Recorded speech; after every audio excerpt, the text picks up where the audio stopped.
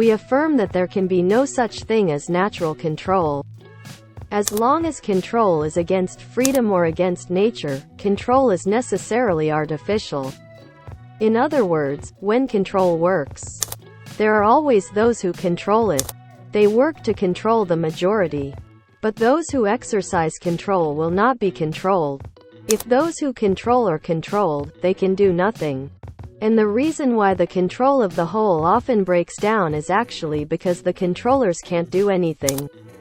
Paradoxically, those who truly exercise control are those who are not controlled.